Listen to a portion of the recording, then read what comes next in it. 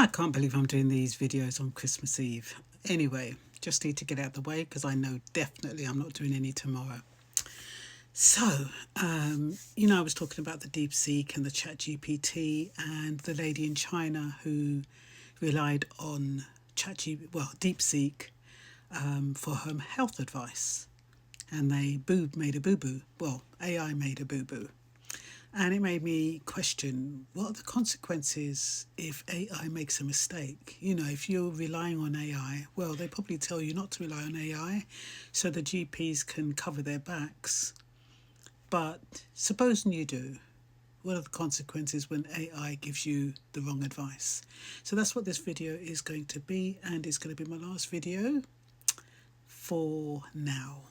Hopefully, if I'm so bloody addicted to this thing, but hopefully it's my last video for now. So, when AI gives advice, who carries the consequences? There is something we don't talk about enough in this conversation about AI.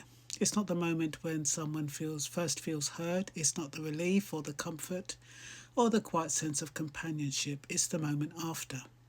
The moment when advice has been followed, a decision has been made, and something goes wrong. Because that is where the illusion cracks. The Guardian story about DeepSeek begins softly, almost tenderly. A mother in China, living with a kidney transplant, overwhelmed by stretched healthcare systems, turns to AI chatbot, not just for information, but for reassurance, for presence. She says that AI feels humane. She says doctors feel like machines, and it's easy to understand why. The AI listens, it stays, it responds patiently, it never looks at the clock. But later, when medical professionals review the advice that AI gave her, they find errors, serious ones, misinterpretations, suggestions that could have caused harm. And suddenly the story pivots, not just into ethics or empathy, but into something colder and harder, responsibility. And I think I've said in my videos before, when you go to a GP, you have to be precise. Because if you're not precise and they're relying on what you're telling them, they can misdiagnose. It's the same with the machine. Human doctors can do the same thing unless of course they put you through a CT scan or something. Anyway, let me get back to this, lest I digress. But later, I've already said that. Because when a human doctor gives you bad advice, we know what happens next. There is accountability, there is a chain of responsibility. There are professional standards, insurance, regulatory bodies, courts if necessary. Someone carries the weight of that harm. But when AI gives you the advice, who does? This is where the conversation becomes uncomfortable, because legally, in most countries, including the UK, AI is not a person. It cannot be sued, it cannot be disciplined, it cannot be struck off the register, it cannot stand in court and explain itself, and yet it is increasingly involved in decision that shapes people's lives, medical, financial, emotional, and even legal. Right now, if AI guidance leads to harm, liability tends to fall into a grey fog. Was it the company that built the model, the organisations that deployed it, the professional who relied on it, or the individual user who trusted it? In most cases today, the answer is no one clearly and everyone vaguely. And that should worry us, because AI is often presented as a tool, just information, not advice, for educational purposes only. Those disclaimers are everywhere, and legally they matter. They shift responsibility away from the machine and onto the human user. You were warned, you chose to trust it, you clicked agree. But emotionally, that's not how people experience it. When someone feels heard for the first time, when AI becomes a late night confidant, a guide, a companion, the relationship stops feeling transactional. It starts feeling relational, and relationships create trust. Trust creates reliance. Reliance creates vulnerability, and vulnerability without accountability is dangerous. This is why the phrase AI doesn't really care, it simulates empathy, lands so heavily when you finally hear it clearly. For some of us, that sentence is grounding. It hits like a rubber ball, snapping us back to earth. But for others, especially people who are lonely, anxious, unwell, or marginalised, that distinction may never fully register. The comfort feels real. The advice feels sincere. The tone feels safe. But safety is not the same as protection.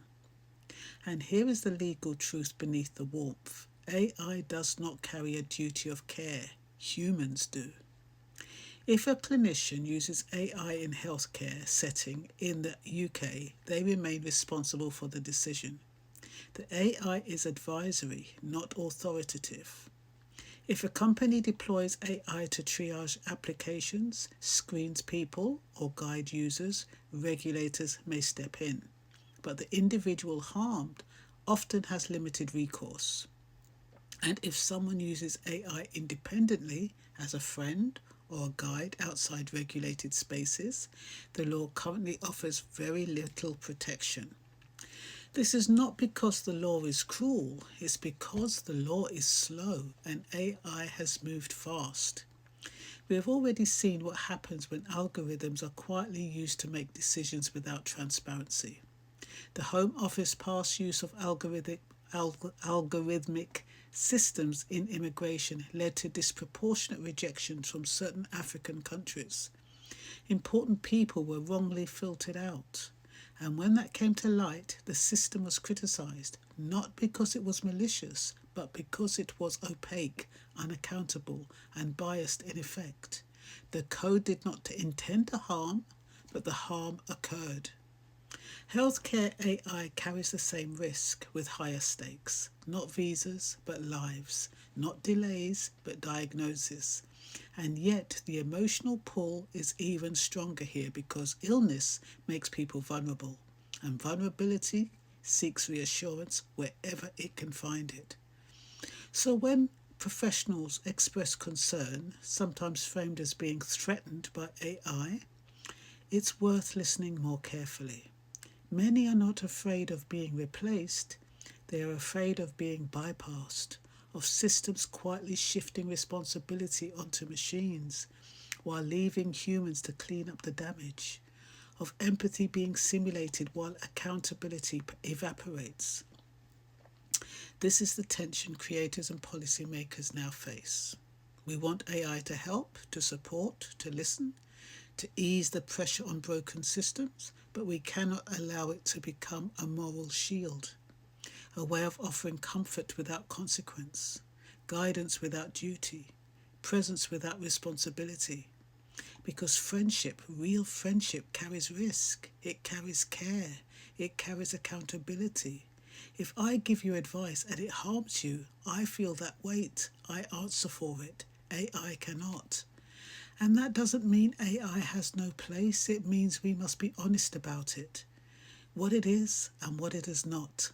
AI can support, it can reflect, it can reassure, it can help people feel less alone, but it cannot carry responsibility. And when we forget that, when we allow simulated empathy to stand in for real accountability, we don't just risk individual harm, we reshape our expectations of care itself.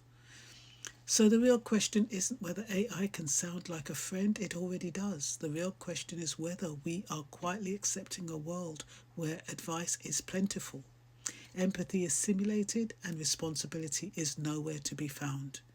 And that is not a technological question, that is a human one.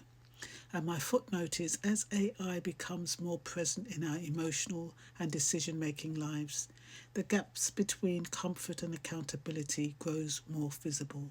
Simulated empathy can feel real, but legal and moral responsibility still rests with humans. Until systems of oversight, transparency and liability catch up, AI must remain a companion with boundaries, not a substitute for care that carries consequence.